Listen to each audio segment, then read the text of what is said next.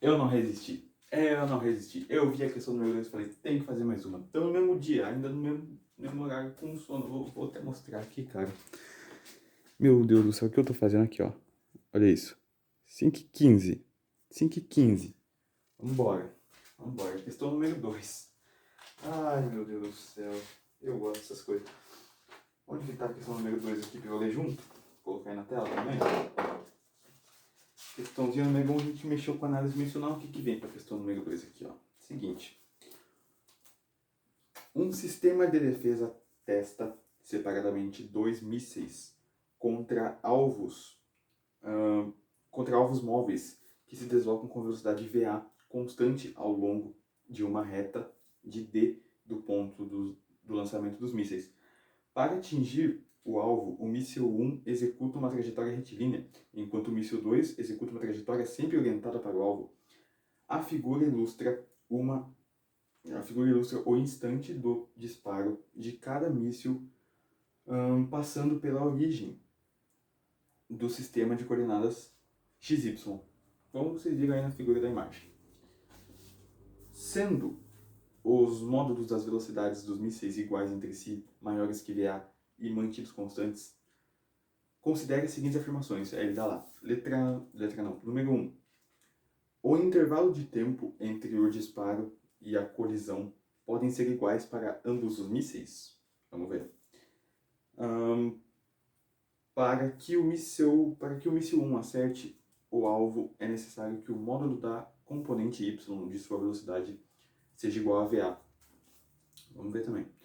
Desde o disparo até a colisão, o míssil 2 executa uma trajetória de concavidade positiva com relação do sistema XY. Com relação ao sistema XY. Bom, a número 2 e a número 3 já estão bem óbvias. Eu vou começar por elas e depois a gente vai discutir a questão 1, que é bem mais delicada. Eu vou pegar minha água que estou com a garganta seca. Como eu havia dito, a questão número 1 ela é bem mais delicada e as duas outras questões, as questões 2 e a questão 3, elas são bem óbvias.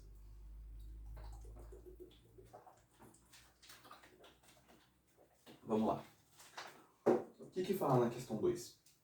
Primeiro, a gente vai desenhar o que está na figura, né? Que é algo mais ou menos... Vai dar lá... Esse negocinho aqui. Como ele não me fala nada sobre as dimensões desse alvo, eu vou desenhar ele sendo um ponto, ok? Um pontinho material. Vou desenhar ele sendo um ponto material bem aqui. Aqui está o eixo X e aqui está o eixo Y. Ok? Ele me fala que aqui tem um outro ponto e aqui está mais ou menos aqui, né? Não vou desenhar mais ou menos aqui. Vou colocar mais para cá, ó. Vou colocar aqui. Ficou bem horrível aqui. É onde os mísseis saem. E ele diz que essa distância, né, até o ponto D, a reta até os mísseis, vale D. Então, deixa eu pegar uma outra cor aqui, vou pegar o roxo. Daqui até aqui, a gente tem D. E este alvo, né, tá com uma velocidade VA, que ele chamou de VA. Tem uma velocidade VA. Grandeza vetorial, beleza? Velocidade VA para lá. O míssil 1, a trajetória dele é retilínea, vou chamar de M1, ok? A trajetória dele é retilínea. Enquanto o míssil 2 tem uma trajetória curvilínea.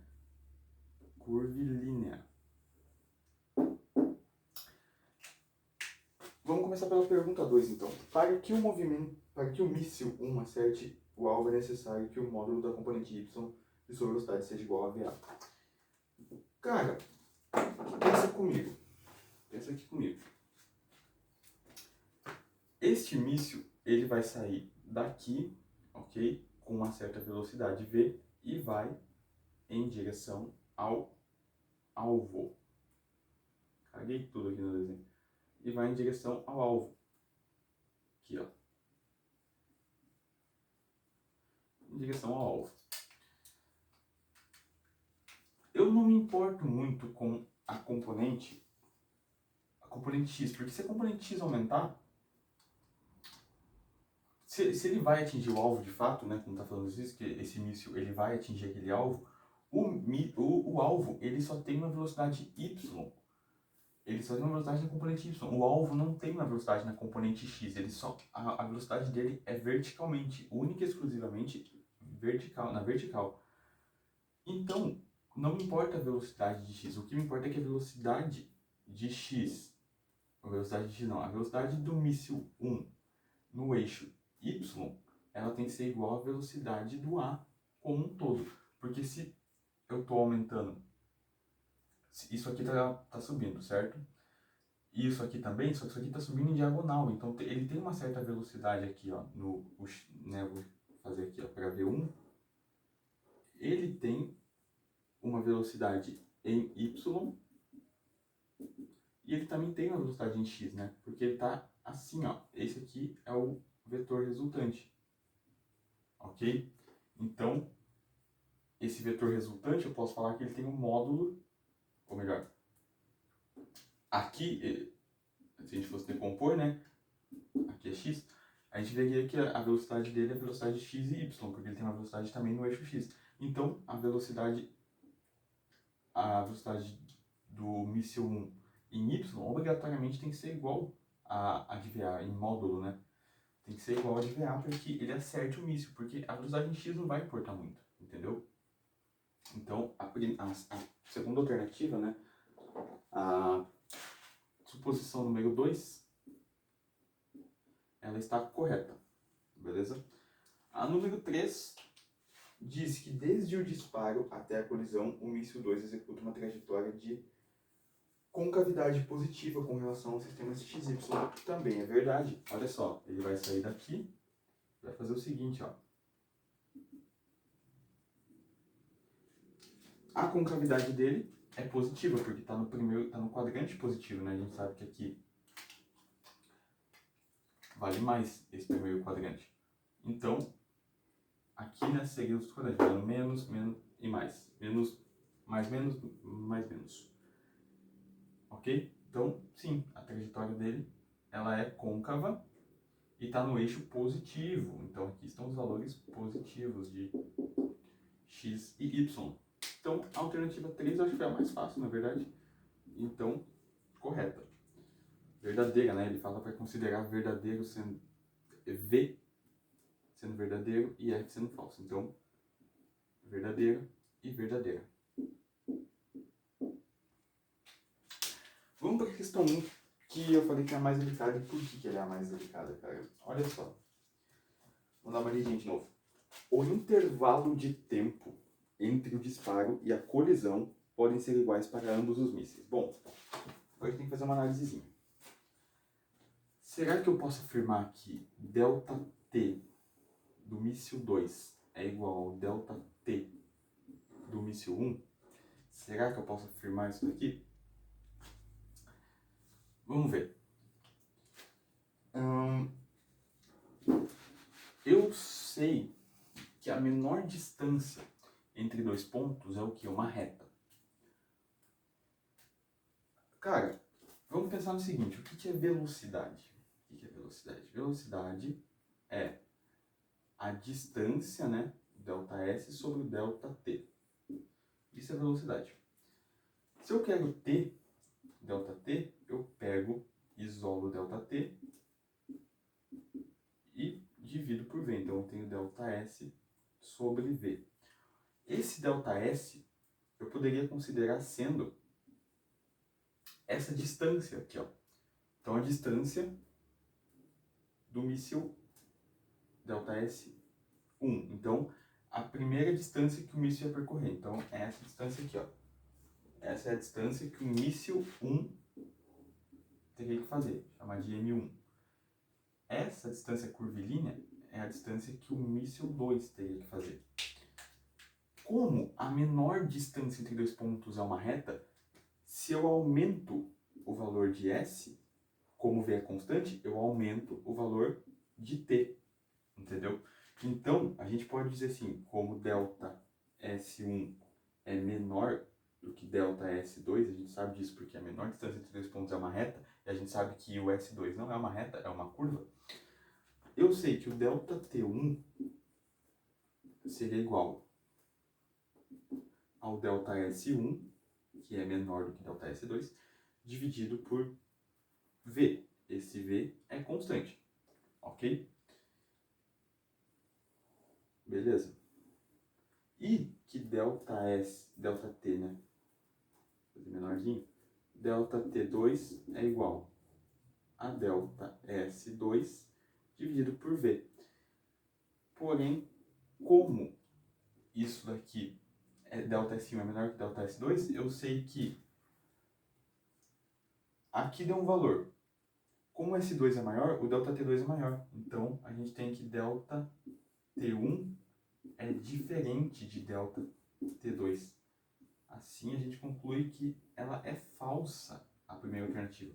Uma outra maneira de provar isso, a gente já provou que ela é falsa, uma outra maneira de provar isso seria a gente imaginar, porque, pensa comigo, esse míssil, vou pegar o verde, o míssil 2, ele vai fazendo sempre, conforme o A sobe, ele também vai subindo, vai fazer algo desse tipo aqui, ó, entendeu? Porque ele segue sempre o alvo, ele não tem uma velocidade curvilínea assim, ele não ia fazer um círculo, entendeu? Ele não ia fazer, ele ia tangenciar o alvo, a gente pode dizer assim, porque ele sempre está seguindo o alvo, ele ali no exercício fala, tá capaz de pegar, mas no exercício fala que ele sempre segue o alvo, com uma trajetória sempre marcada para o alvo, então isso aqui seria o que ele ia fazer. O exercício não ia falar pra gente lidar com elipse, porque ia ficar horrível, cara, de lidar com elipse num negócio desse. A gente pode considerar isso sendo 1/4 de uma circunferência, ok? Se a gente considerar isso sendo 1/4 de uma circunferência, olha o que a gente vai ter aqui, ó. Então, aqui, né, seria 1/4 de uma circunferência, e como eu sei que D seria supostamente o raio da circunferência, porque, ó, aqui seria a circunferência completa, né? Como eu tô falando simplesmente daqui, olha só, eu tenho 1/4 que é esse valor aqui que eu quero. A distância, né, então é daqui, né, desse ponto até aqui que vale D. É a mesma coisa do que esse ponto até esse ponto. Continua valendo D. O que eu quero mostrar com isso? Seguinte, 1/4, né, vou pegar aqui, ó. Então, a gente viu que velocidade é distância sobre tempo. A distância seria o quê? 1/4, ou melhor, eu vou passar o tempo, né, de novo, vou fazer ΔT, sendo igual a ΔS, que vale 1/4 de 2πr, dividido por V. Então, a gente vai ter que ΔT é igual a ΔT2, né? Estou falando do míssil 2, estou falando do míssil que faz a curva. Aqui eu corto, eu vou ter então πr sobre 2 sobre V. ΔT2 vai ser πr sobre 2V. Beleza? Ok. E para o ΔT1, né? Para o míssil 1. ΔT1 a gente vai ter o seguinte, cara. A distância essa distânciazinha que ele percorre, como aqui vale D e aqui embaixo também vale D, né? Esse D não é de diâmetro, cara. Esse D é o raio. Então, como é o raio, a gente chama de π. De π não, a gente vai chamar de D. Então, ele vai percorrer essa distância. Isso aqui é como se fosse a hipotenusa, né? Que eu tenho um triângulo de 90 graus, né? Você provavelmente não está conseguindo ver o que eu estou falando, mas é isso aqui, ó. Ó, aqui e aqui e aqui, ó, a trajetória que ele faz. Formou um triângulozinho de lado DD, portanto, o outro lado, a hipotenusa dele, né? O cara tem que lembrar disso também, senão vai perder muito tempo, vai ser raiz de D. Raiz de D ao quadrado, mas o quadrado vai ser raiz de 2D. Ok? ok? Só para lembrar, né? Só para a gente ver como isso aqui é verdade, vai ter, ó, d ao quadrado. Esse lado aqui vai ser d ao quadrado mais d ao quadrado, que fica 2 vezes d ao quadrado. Então, tira aqui da raiz, na verdade. Fica d, aqui fica d raiz de 2. D raiz de 2. Então, essa é a distância que ele percorreu. D raiz de 2, dividido pela velocidade. Cara, assim, a gente não precisa nem fazer muita conta para ver que o ΔT2 é maior do que o ΔT1, né? Olha só, qual o fator comum que eu tenho aqui? Como isso daqui...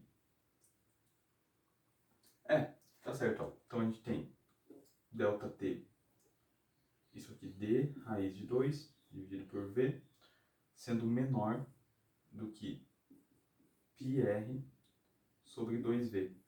Cara, bem óbvio, né? Aqui eu tenho 2V, aumentaria o valor. Mas aqui eu tenho πr, cara. O raio, esse raio aqui, na verdade, é o próprio D, né?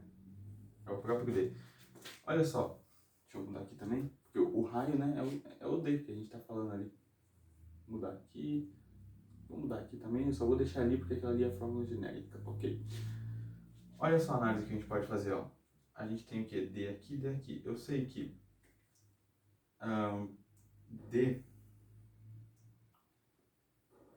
π, ou melhor, π, D sobre 2 vai ser, eu posso cortar V com V, se eu cortar esse V com V,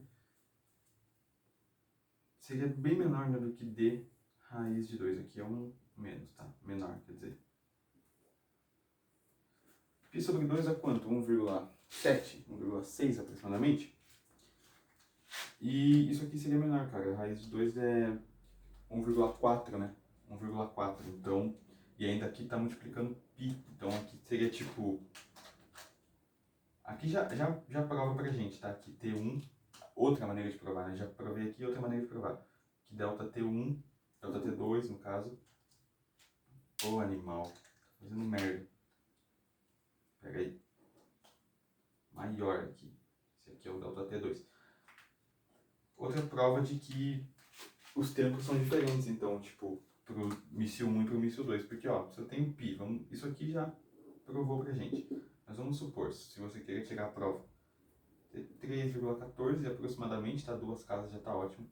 D, tanto faz, dividido por 2. Isso aqui dá quanto? Dá aproximadamente 1,7 D aí, não vai dar muita diferença. E a raiz de 2 é 1,4 D. D raiz de 2, né? Então, aqui, ó.